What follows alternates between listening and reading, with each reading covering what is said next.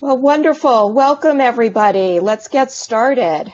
So I'm Hillary Goldman, the Executive Director of the National Association of Federally Impacted Schools. And I'm here to welcome you to our Spring 2020 Impact Aid Update. We truly appreciate you joining us today. We've got a number of participants online, and I know you're all very busy responding to the COVID-19 outbreak, working hard to support your students and your communities. NAFIS staff are following your Herculean efforts as you ensure no student goes hungry and at the same time overhauling your entire teaching and learning infrastructure so that students can have a meaningful educational experience. NAFIS has launched a new Twitter hashtag called #NAFISFamily, where we are following NAFIS members on Twitter and retweeting some of your work so that we can showcase your efforts to a wider audience. So please feel free to use the NAFIS family. It's called NAFIS, #NAFISFamily is the new hashtag. Please feel free to use it and also to tweet to @NAFIS Schools. So today's webinar, we're working to bring you some programming that would have been held at the NAFIS conference, which unfortunately we had to cancel due to the coronavirus, and we were really disappointed that we weren't all be able to be together. So probably one of the most popular session of the conference is the update provided by Marilyn Hall, our director of the Impact Aid Office. And today she's going to share with us an update on Impact Aid Payments, as the new Impact Aid grant system, and so much more. But before I ask Marilyn to get started, I just wanted to mention again that something that we shared in a NAFIS newsletter and that we were going to recognize also at the NAFIS conference, that Marilyn will be stepping down as director of the office at the end of May. At the NAFIS conference, we had planned to recognize her with a Friend of NAFIS award for all of her service and her years of service in supporting federally impacted schools, as well as the students that these school districts serve.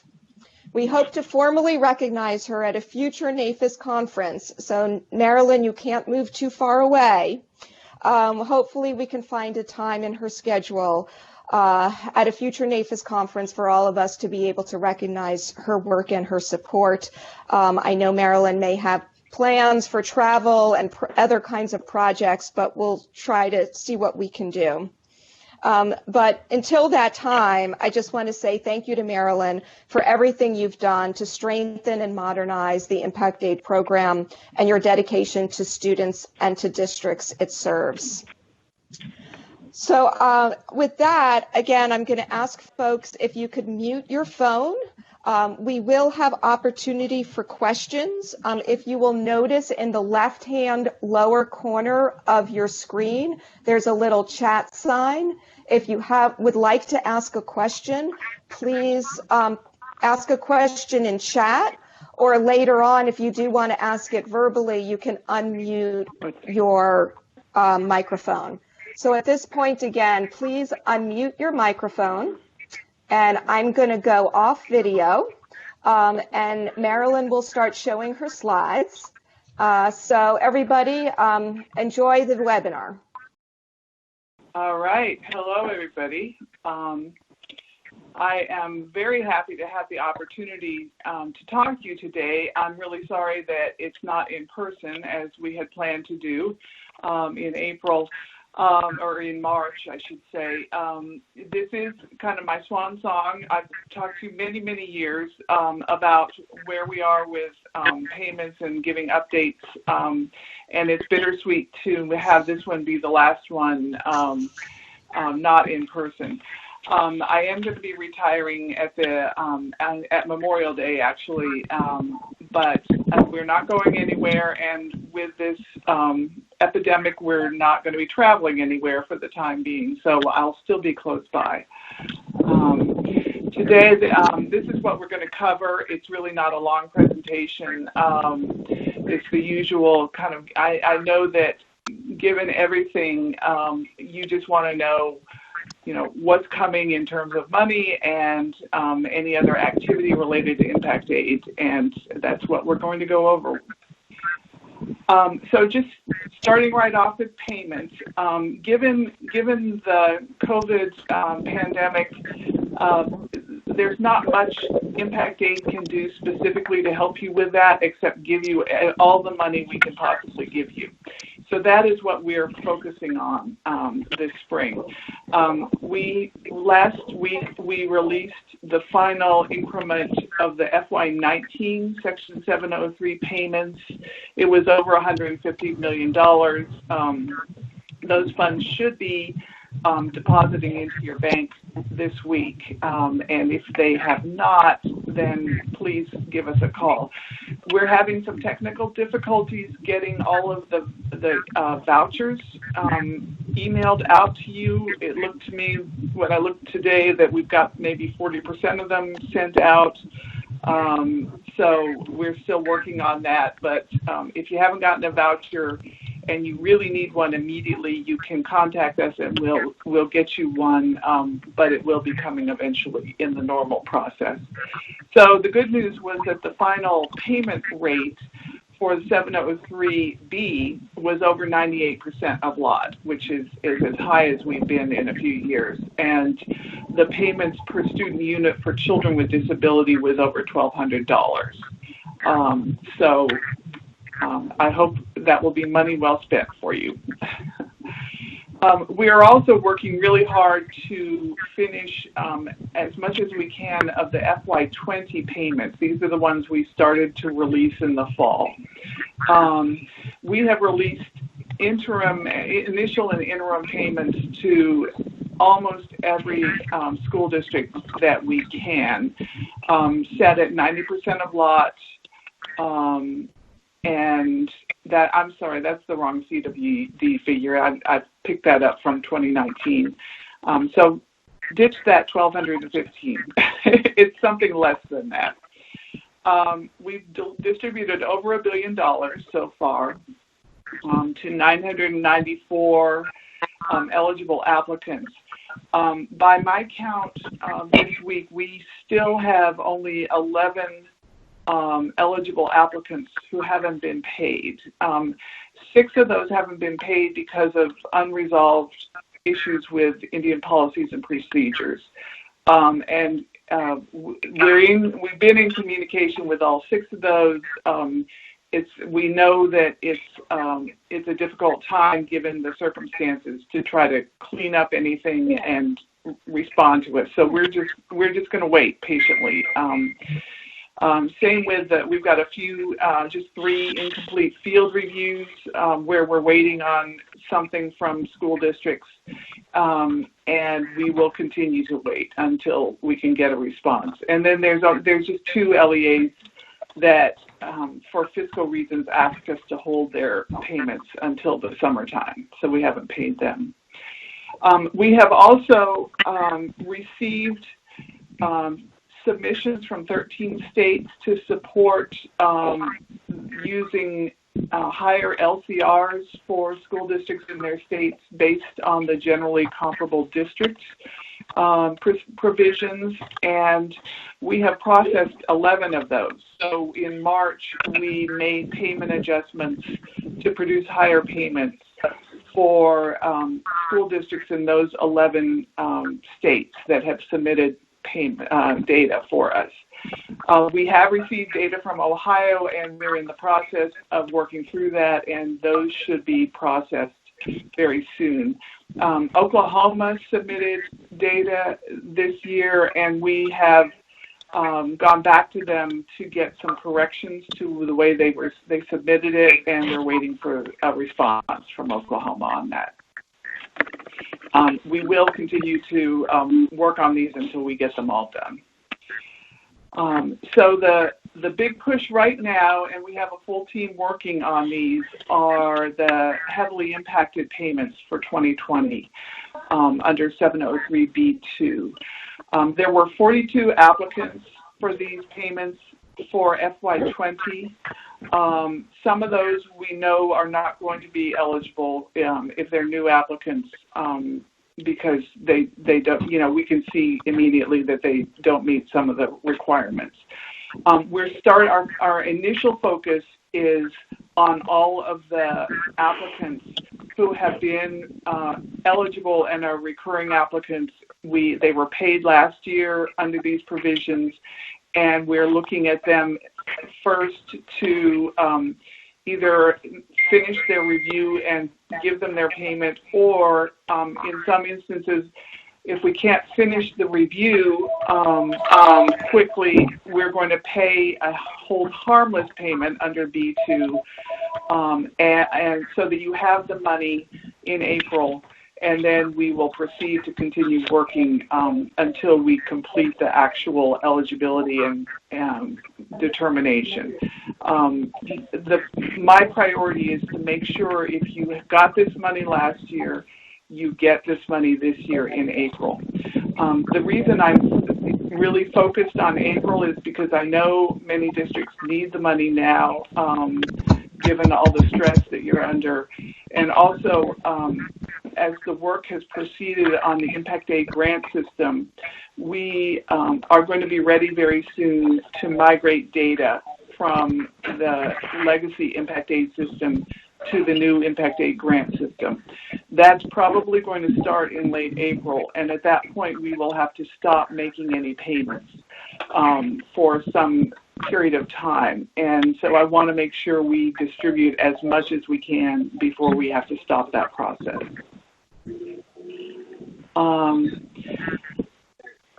Here's where we are with 702 payments. We distributed all the 2020 foundation payments in December. There were 200 foundation payments released. Over $65 million was released. So we only have funds for the remaining fund payments left to distribute, and those will be distributed next year.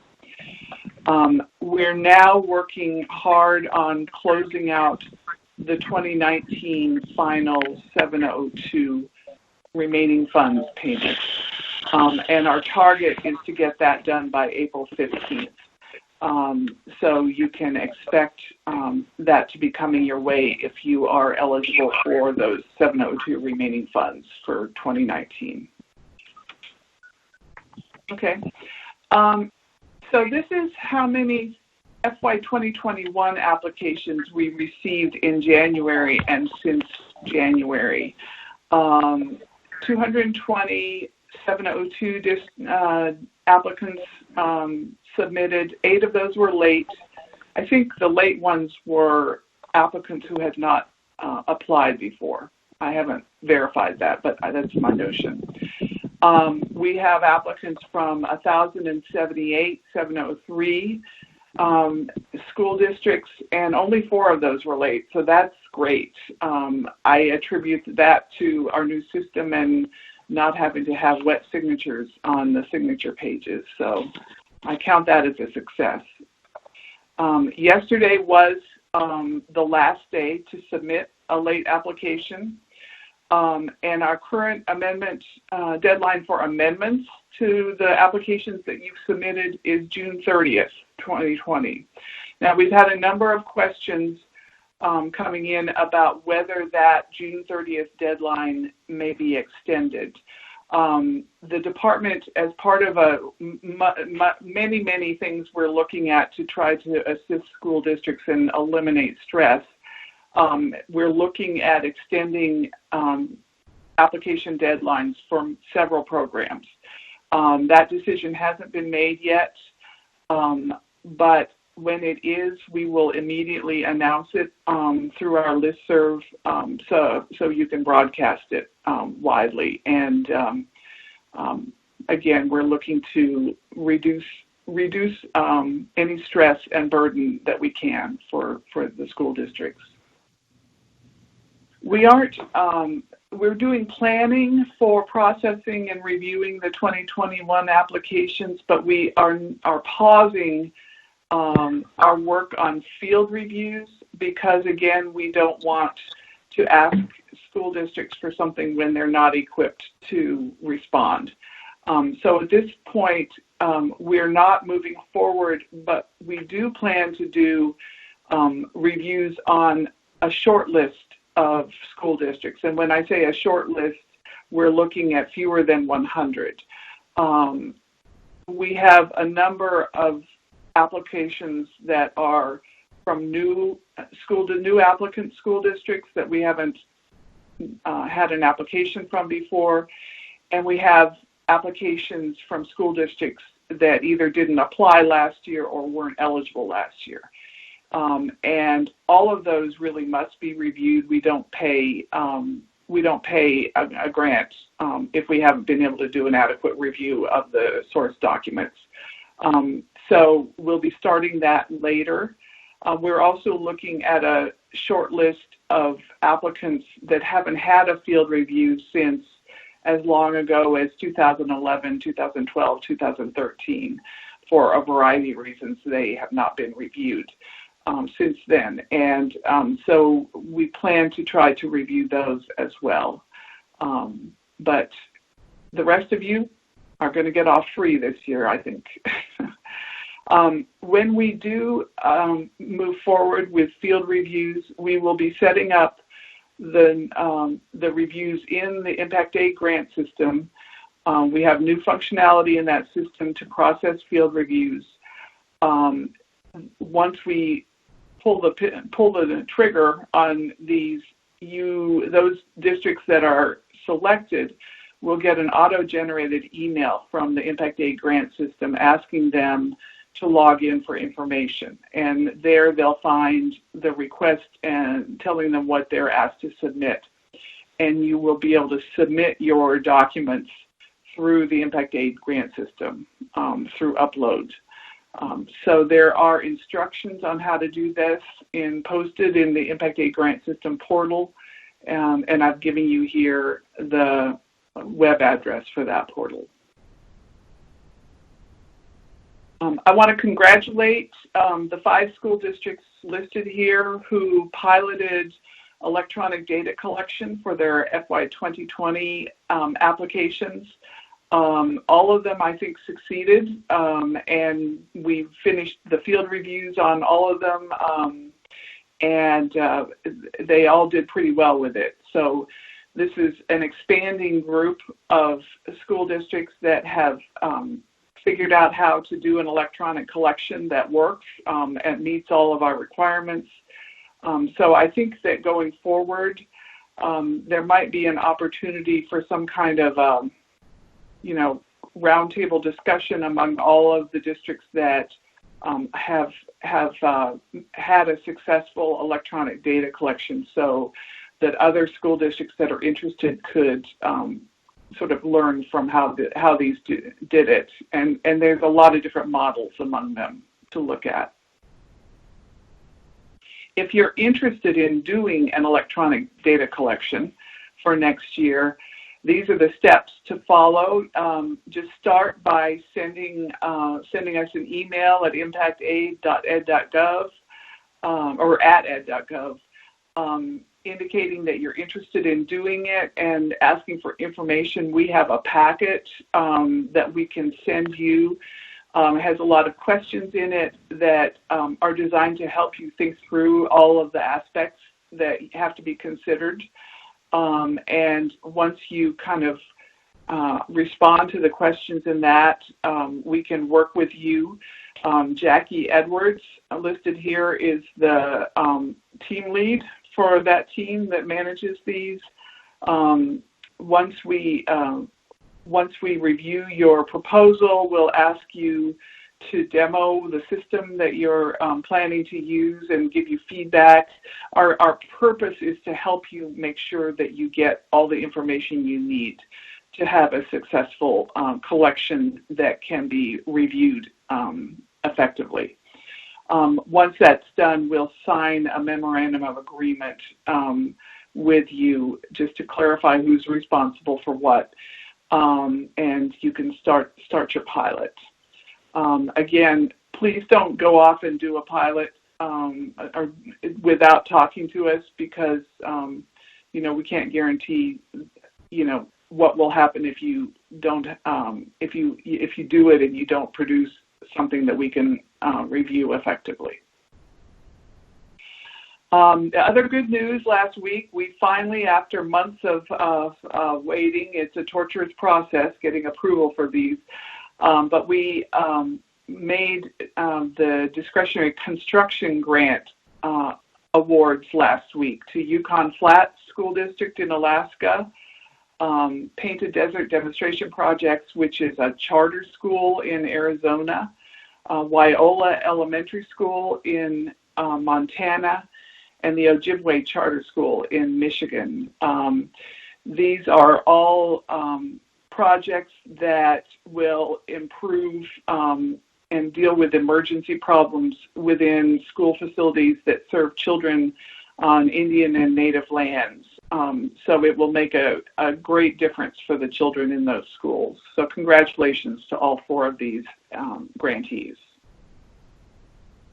And let's see, you'll remember if you were at NAFIS in the fall, where I'm still preaching patience on our Impact Aid grant system. We have definitely had to exercise patience. Our contractor certainly hit the skids over the winter in terms of production, but we think they have gotten themselves in a better situation now. They've brought in some talent.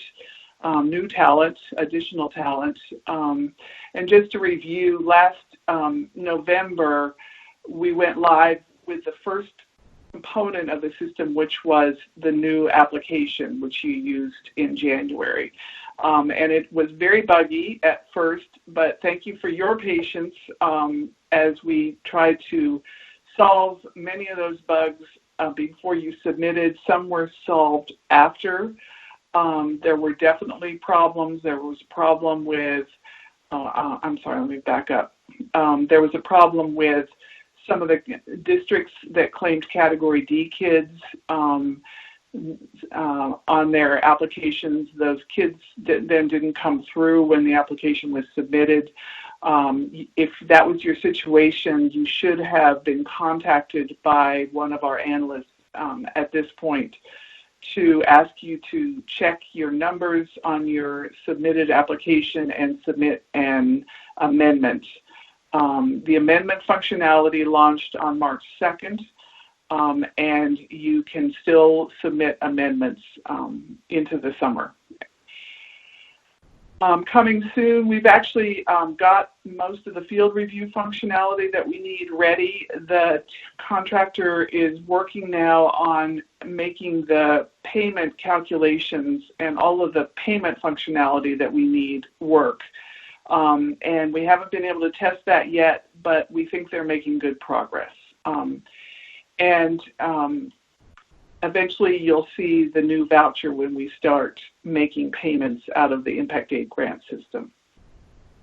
The development contract for this system ends, the period of performance ends in September, and we are planning to let a new contract for maintenance and continued enhancement of this system, because what we're getting is what we define as minimum viable product, and we have a long list of what we call the backlog of enhancements that we really want very much, and we're going to continue to work with the contractor to get the system working as well as we can and meeting your needs as well as we can.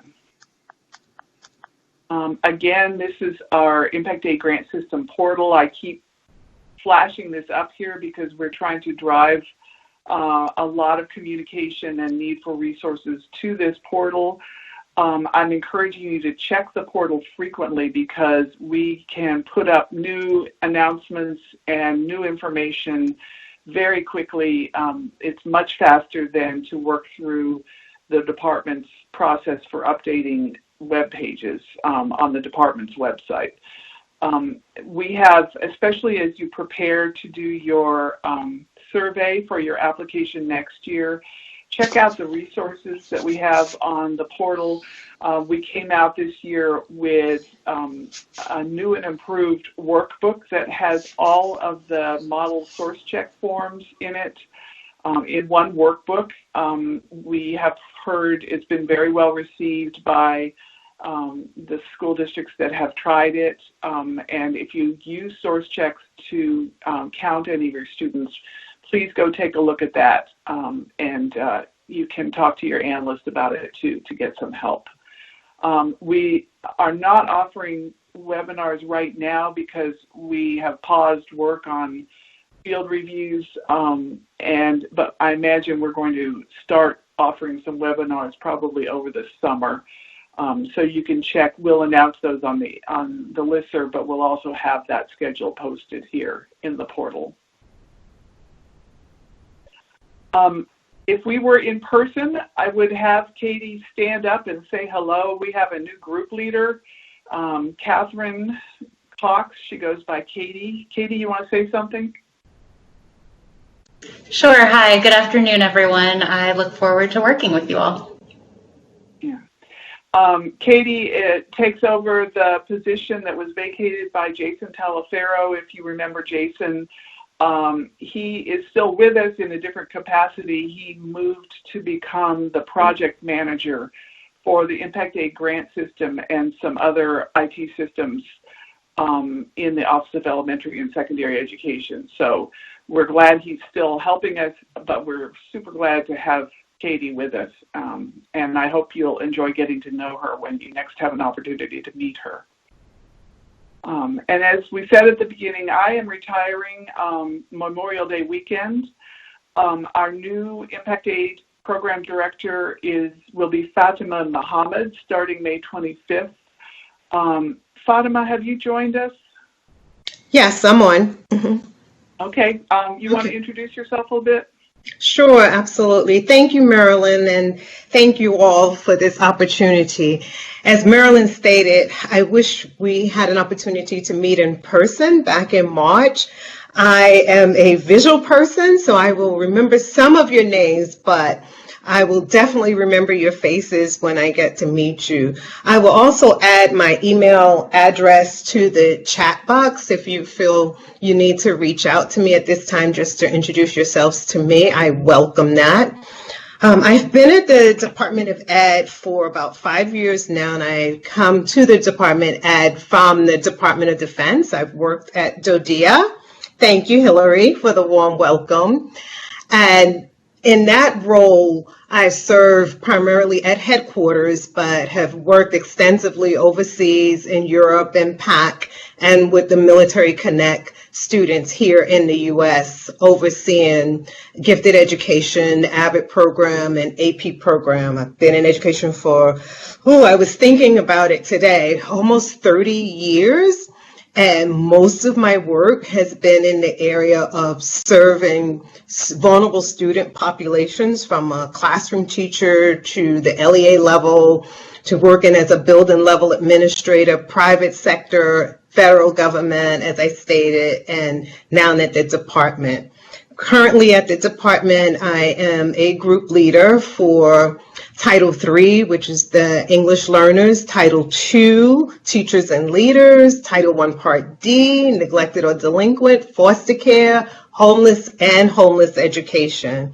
So it's a huge portfolio, but serving a diverse needed population. And as you know, with COVID-19, that just amplified some of the work I'm doing right now in my team.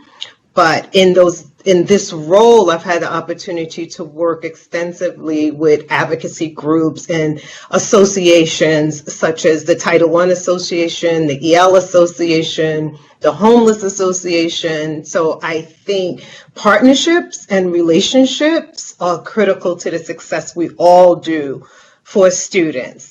So I look forward to working with you, and please feel free to reach out. I'm so happy that the department has afforded me and Marilyn the opportunity to do some overlapping. So please know I am hooked at Marilyn's skirt tail, virtually that is at this point, but she is doing an awesome job of bringing me on board. And I also know where she lives, and I have her phone number. So I assure you, I have no shame in asking questions, and also to recognize Kristen for her years of experience with Impact Aid. Katie and myself will rely heavily on her expertise in this area. So once again, thank you for having me.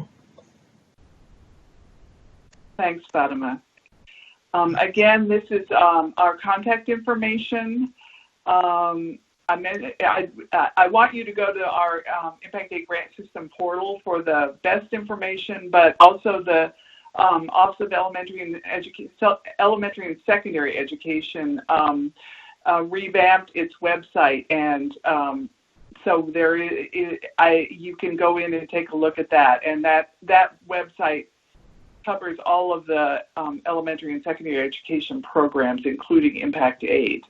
But it doesn't have all the nitty-gritty that you really need, which is on our portal. So with that, I'm going to open it for questions. That's all the formal presentation I have. So this is Hillary again, and as I mentioned in the little chat, Fatima, we're really looking forward to working with you and really appreciate you taking the time to join us on this webinar. For anybody on the webinar, if you have some questions, we have the chat box open, so please feel free to type your message there, or if you'd like to unmute yourself and ask the question verbally, you're welcome to do so. Marilyn, I think you may need to dial *6 to be unmuted on your phone. Okay, so if you're on the phone. Okay, do you hear me? Yes. Okay. Let's see. I'm looking at the chat box. Yeah, I don't see any questions at this point. I see. Thank you all for your words of appreciation. I do really appreciate that. Marilyn, I think you gave us such a thorough presentation. Well, I think everybody's focus is elsewhere. I'll just say I have my daughter is a first-year teacher, and here in Montgomery County, and she's still living at home. So they are rolling out distance learning, and it's been interesting to see it so close up as she has this week worked through her training and trying to set up her electronic classroom and figure out how she's going to interact with her students. It's really daunting, and my hat's off for any of you who are trying to set up distance learning and having to do it so quickly without planning time is truly a monumental challenge. Yeah. And to all of you on the phone, as I mentioned earlier, we recognize that Herculean effort that you are endeavoring in. There is one question here. Are there, wait just a sec. Let me start at the top one. I see. So I hear you the could top see? one here. Yeah, I've got them because I took down my sharing my screen. Great. So let's see. The first question is, are there any guidelines we can view now regarding electronic data collection? Anything on the website we can look at to see what might be needed to accomplish electronic data collection?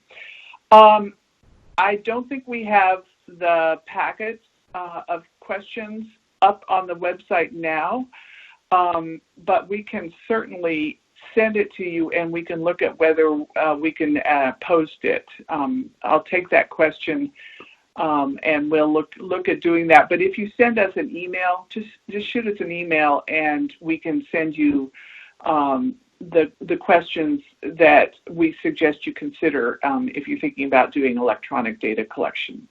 Send the request to impact.aid@ed.gov.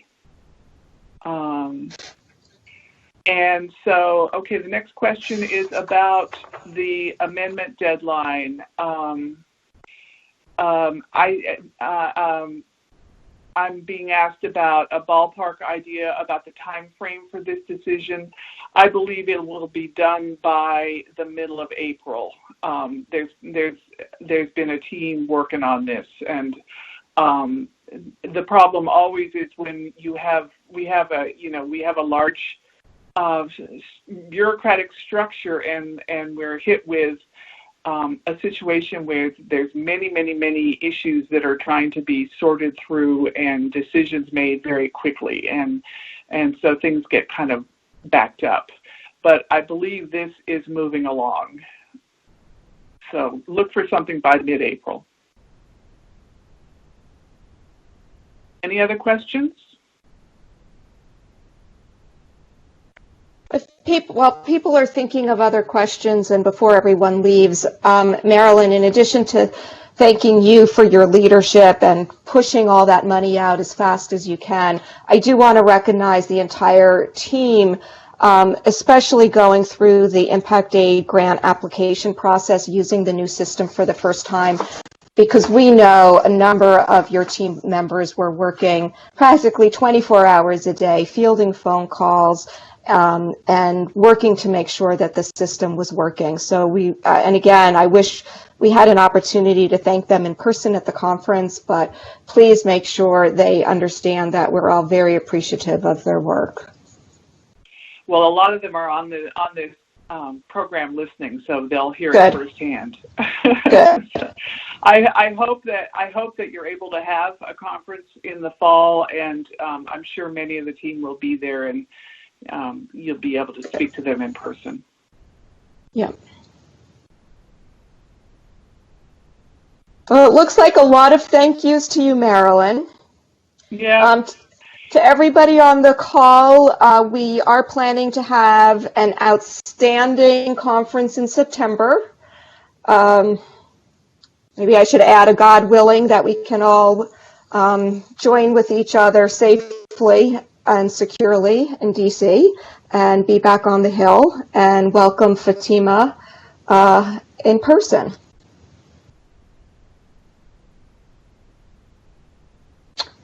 Marilyn, anything else? Last words? I don't think so. Okay. It's really been an honor and a privilege to have been able to spend almost all of my career working with this program. It is very worthwhile, and it really is a great privilege to be able to be to serve the public and to serve your students. And I will miss you, but I know you're in good hands going forward, and Godspeed to all of you. Thank you. Great. Well, with that, we'll close the webinar. Again, Marilyn, thank you. Thank you all for joining us. We have recorded it, and we will share the slides and the recording most likely on the Friday newsletter, so please look for that. Thank you. Bye, everybody. Thank you. Thank you.